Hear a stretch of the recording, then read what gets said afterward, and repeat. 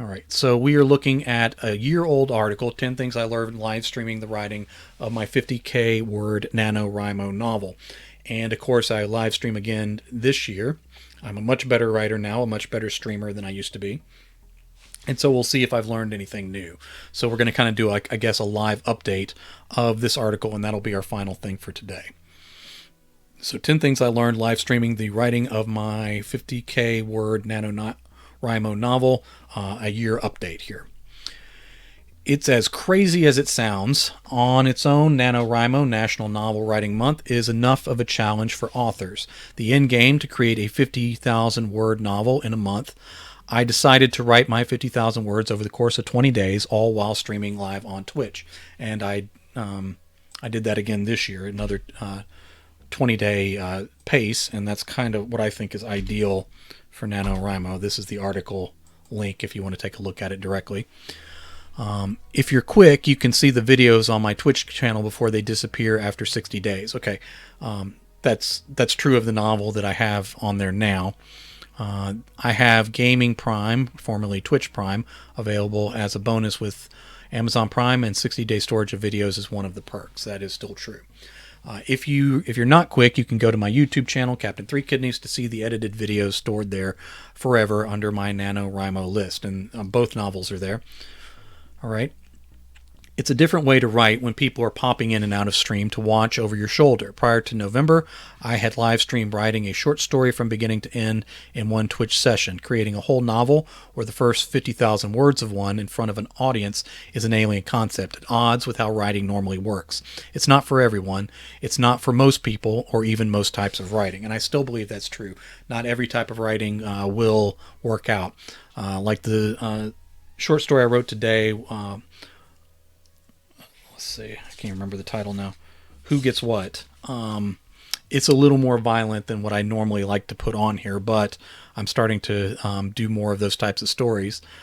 Let's say, in addition, I used to just do one story on stream, and recently, I would say March of this year, right just after I got affiliate status, I started doing the blocks, where I did a writing block, an editing block, a reading block, and then bonus blocks like what I'm doing now. And that gets me up into that 2 and 3 hour range that's sort of considered the ideal for Twitch, especially for gamers. All right. There were a number of things I learned from writing this way for 20 straight days. If you're crazy enough to even consider something like this, my self-reflections might be helpful.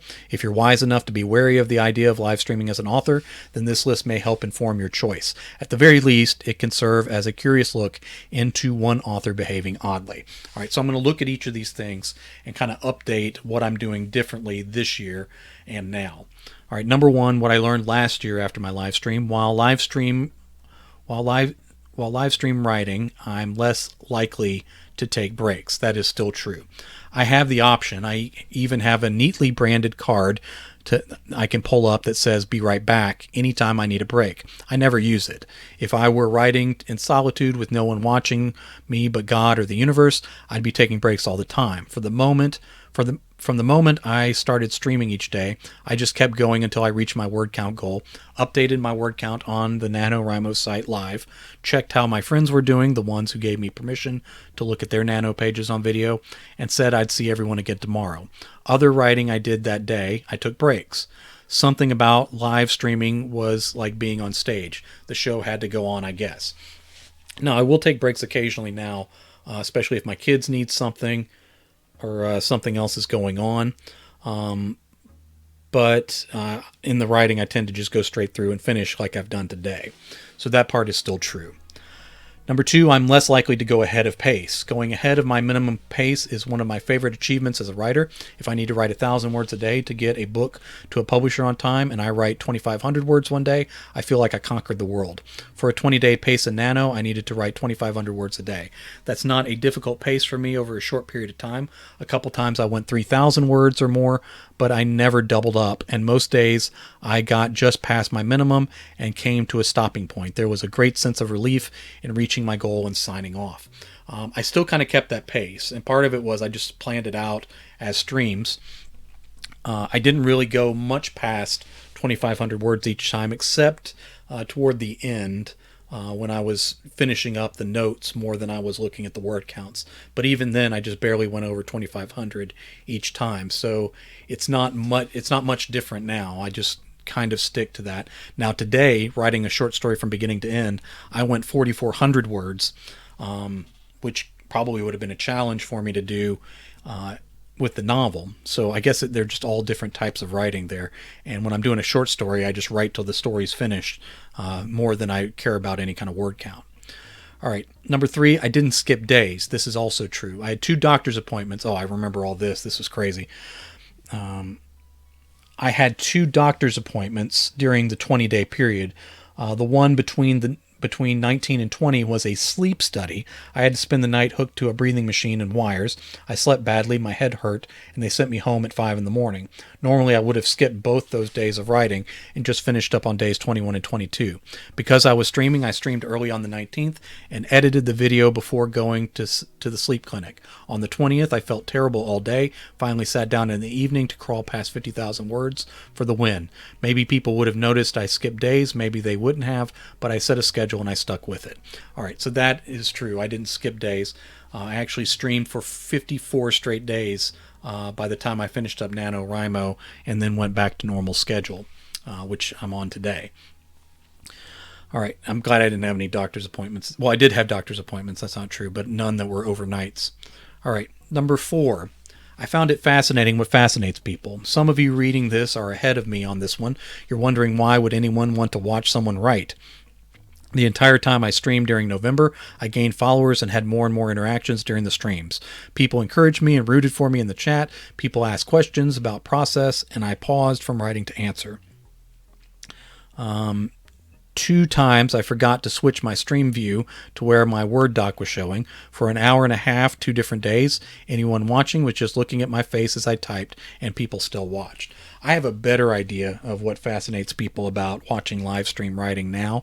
I'm better at what I do. I have things planned out better, and but it's still interesting that people are willing to watch writing live. Number 5, I don't write my goriest stories while streaming. This has changed a little bit. Although I still don't write my goriest stories now. Some stuff is off camera for sure. I'm selective about the type of stories I stream. Twitch has a rule against excessive gore, but that is primarily about visuals. I could probably get away with it in prose, but I save my extreme horror for writing in private anyway. Even as I wrote scenes in NaNo, in the NaNo novel where I normally describe the damage of a gunshot in visceral, self-indulgent detail, I rethought my approach while streaming. I was aware of the audience in an immediate way. I also took a beat and thought, is it more important to describe the physical damage or the emotional terror of the character in this scene? In another situation, I would have dumped the emotion for the splatter without a second thought. You can have both splatter and emotion too, but I think the spirit of the novel in this case was served better by the choice to veer away from the viscera. Now, in the case of the novel I wrote this year, it was a gross, violent zombie story that was pretty much all action most of the way through. And so I'm opening up into that a little more than I used to in the past. But I'm telling you, the most extreme stuff that I'm writing for publishers, I do not put on stream. All right, number 6. It was more inspiring and motivating to people than I expected. This is still true. To me, this was originally just a gimmick. I'm trying to explore Twitch as an author platform and as a full-time writer trying to survive while living my dream. I'm striving to build Twitch into another supplementary source of income. As I updated my word count status, I looked through the author buddies of mine who let me include their progress on the air. I edited the full video and a clip of just the word count checks from the end. The clips meant more to people than I expected. I talked about the books I liked from them. I cheered the ones who were ahead and encouraged the ones who were behind. On the stream and from the clips, I had multiple people say it made them feel a part of something. I got messages saying some authors kept going instead of quitting because of what I said. We can all use encouragement, I suppose. Who knows? Maybe it was the background music that made the difference. I think that was still the case. I still had people who messaged me and talked to me about the streams and were encouraged by being included in that. So that's probably going to be something I keep doing. Number 7, I started later than I normally would. Now this has changed because I've created a schedule and stuck with it. Any other year, I'd sit down and bang out my word minimum first thing in the morning and move on with my day.